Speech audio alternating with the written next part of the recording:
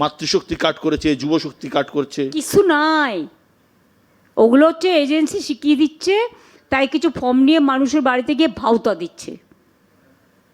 ইলেকশনের আগে ভাওতা দেবে টাকার, আর পরে মানুষের অধিকার কেড়ে নিতে পুরো দেবে ধোকা।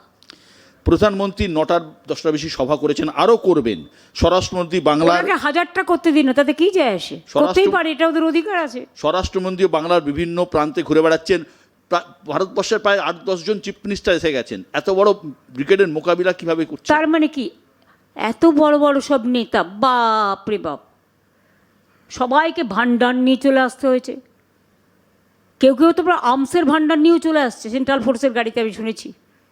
ড্রাগের ভান্ডার, অর্থের ভান্ডার, মিথ্যে কথা বলার ভান্ডার, সব কিছু নিয়ে চলে আসছে।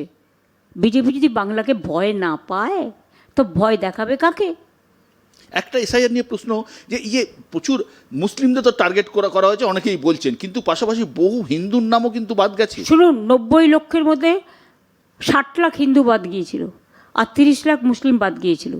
বনগাঁ, গাইঘাটা, তারপর আপনার বাগদা টাগদা সব দেখে আসুন। বসিরহাট থেকে শুরু করে, মুর্শিদাবাদ থেকে শুরু করে, মালদা থেকে শুরু করে, কোচবিহার থেকে শুরু করে, সব ওই জায়গায় মিটিং করলাম দিনহাটায়।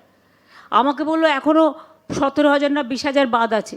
পাশের কনস্টিটিউন্সি তাই, সব জায়গায়। আমার ভবানীপুরে প্রথম মেতে 42 না 48,000 বাদ দিয়েছে, এবারেও বাদ আছে। যাই হোক, সেগুলো অ্যাডজুডিকেশনে উঠে গেলে আমি খুশি হব, ট্রিব্যুনালে। সবাই অ্যাপ্লাই করেছে, আশা করি। ভবানীপুর কি হবে? কী আবার হবে? ভবানীপুরকে নিয়ে আপনাকে চিন্তা করতে হবে না। ভবানীপুরের মানুষকে বিশ্বাস করুন, ভালোবাসুন, ওরা সারা বাংলায় 294টা জেতাবে। কাজে ওরা তো পিলার, ওরা তো স্তম্ভ। রাজনীতির অনিন্দে এমন একটা কথা শোনা যাচ্ছে, বিজেপি নাকি মনে করছে 115টা 120টা আসন পেলেই তারা সরকার গড়ে ফেলতে পারবে। কেন কিনবে? কেনাকাটা করবে। যেরকম করে মহারাষ্ট্রের সরকার ভেঙেছে, বিহারের সরকার ভেঙেছে, উড়িষ্যা কোনো এক সময় আরও 2-3টে সরকার ভেঙেছিল। কেনা বেচার রাজনীতি ওটা বেঙ্গলে হয় না। আর বাংলার লোকেরা গদ্দার নামে পরিচিত হতে চায় না।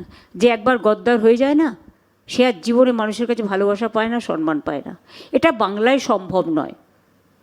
গত 15 বছরে আমরা দেখেছি আপনার ভোটের একটা প্রধান বড় ভিত্তি মহিলা ভোট এবং মাইনরিটি ভোট। আপনার এই ভোট কি অটুট আছে? দেখুন, সেটা তো অটুট আছে। আমি বলবো ছাত্র যৌবন আমাদের ভোট দেবেন, শ্রমিক কৃষক থেকে শুরু করে ক্ষেত মজদুর সব, এবং বিভিন্ন সংগঠনে যারা আছেন। আমার অনেক আশাকর্মীরা আছে, সেলফ হেল্প গ্রুপের কর্মীরা আছে, ICDS কর্মীরা আছে, আমার ভিআরপিরা আছে, এরকম অনেক আছে, সরকারি কর্মচারীরা আছে, সবাই আছে। কারণ তারাও তো এ রাজ্য থেকে যা পায় অন্য রাজ্যে তো কিছুই হয় না। একমাত্র পেনশন পায় একমাত্র বাংলায়, আর কোথাও নয়। আর উনি বলে যাচ্ছেন যে 7 পে কমিশন তৈরি করে দেবে। তো ফেব্রুয়ারিতে আমরা অ্যানাউন্স করে দিয়েছি, 25% দিয়ে দেওয়া হয়েছে। সবটাই তো হয়ে গেছে। ওটাও বলে দিয়েছেন দিয়ে। হ্যাঁ, সবই তো হয়ে গেছে।